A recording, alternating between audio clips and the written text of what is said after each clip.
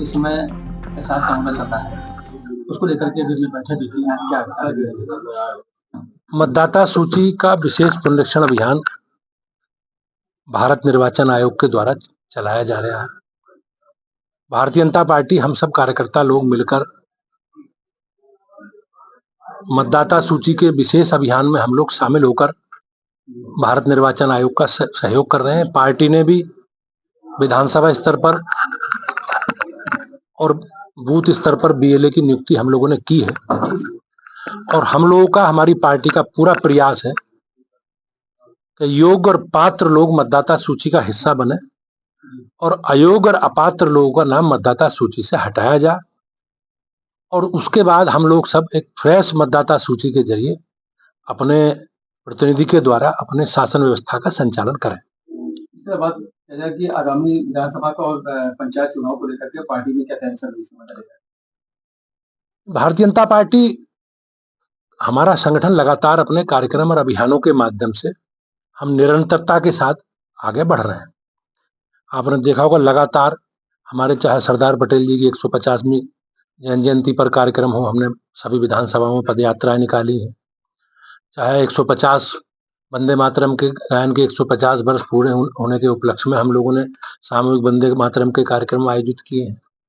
उससे पहले माननीय प्रधानमंत्री जी के जन्मदिन 17 सितंबर से और 2 अक्टूबर तक महात्मा गांधी जी की जयंती तक सेवा पखवाड़े के 15 दिन के कार्यक्रम, उसमें सेवा के कार्यक्रम भी हैं, रचनात्मक कार्यक्रम भी हैं। इन सारे कार्यक्रमों को हम लोगों ने किया है।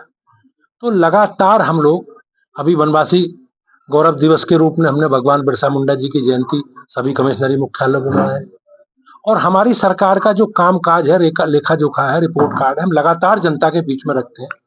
तो मैं निश्चित रूप से कह सकता हूँ भारतीय जनता पार्टी का संगठन हमेशा अलर्ट मोड में रहता है और हमारी चुनाव बीतने के बाद दूसरे चुनाव की तैयारी हम लोग करते हैं। मुद्दा क्या है?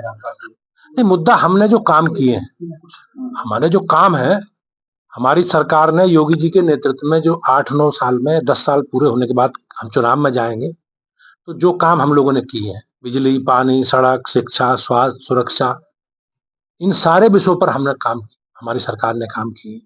केंद्र सरकार ने माननीय मोदी जी के नेतृत्व में पिछले 11-12 वर्षों में जो काम किए, तो उन सारे कामों का लेखा जोखा रिपोर्ट कार्ड लेकर हम लोग जनता के बीच में जाएंगे।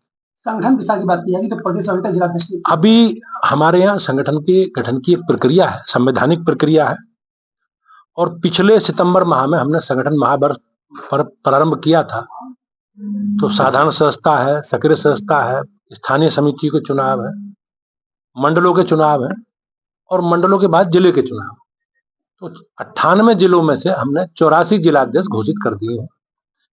किन्हीं कारणों से चुनाव प्रक्रिया अयोध्या की, जिले की, महानगर की रोक दी गई थी मिल्कीपुर चुनाव के कारण, लेकिन हम लोग उसे पूरी कर रहे हैं और अगर वो पूरे के बाद 84 जिले हमारे घोषित हो गए हैं, प्रदेश केंद्रीय चुनाव पार्टी को प्रदेश के चुनाव की तिथि घोषित करनी है।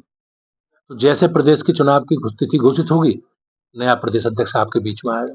विपक्ष जो है हमेशा ऐसा की वो कर रहा है, ऐसा जो जितने भी मतदाता सूचियों के नाम है वो गड़बड़ किए जा रहे हैं, इसके लिए आरोप प्रत्यारोप लगा रहा है। समाजवादी पार्टी का, विपक्ष का एक नकारात्मक एजेंडा है और वो मीडिया के माध्यम से नेगेटिव एजेंडा चलाते हैं, जबकि संवैधानिक व्यवस्था है, आयोग संवैधानिक व्यवस्था है और मतदाता सूची का विशेष पुनरीक्षण अभियान भी उसी व्यवस्था का हिस्सा है। आज आपने देखा होगा बिहार में एसआईआर का काम हुआ, राहुल गांधी ने, तेजस्वी यादव ने पूरे विरोध में पदयात्राएं निकाली, लेकिन जब फाइनल ड्राफ्ट प्रकाशित हुआ मतदाता सूची का, तो किसी ने उस पर कोई आपत्ति नहीं की। बिहार में 12,000 से ज्यादा लोग प्रत्याशी विधानसभा का चुनाव लड़े, किसी ने कोई आपत्ति नहीं। रोना गाना कब शुरू हुआ? जब विधानसभा के परिणाम आए। तो ये लोग जब हारेंगे तो संवैधानिक संस्थाओं को दोष देंगे और जब जीतेंगे तो कुछ नहीं बोलेंगे। तो इनका एजेंडा देश को बदनाम करने का है, देश की संवैधानिक संस्थाओं को बदनाम करने का है और लोकतंत्र को बदनाम करने का इनका एजेंडा है। मैं निश्चित रूप से कह सकता हूं कि जब से योगी जी और मोदी जी की सरकार आई है, उत्तर प्रदेश सहित देश में बूथ लूटने की घटनाएं बंद हो गई, बूथों पर अराजकता बंद हो गई, बूथ कैप्चिंग की शिकायत बंद हो गई, फर्जी मतदान का सब बंद हो गया, तो ये सब लोग बेरोजगार हो गए।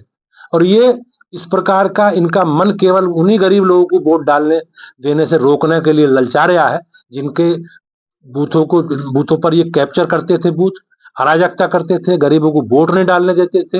लेकिन अब प्रदेश की जनता सजग है और हमारी सरकार ने एक व्यवस्थित व्यवस्था की। अगर आप ये वीडियो YouTube पर देख रहे हैं तो हमारे चैनल को सब्सक्राइब करें और बेल आइकन को दबाना ना भूलें। अगर आप Facebook पर ये वीडियो देख रहे हैं तो हमारे पेज को लाइक करें।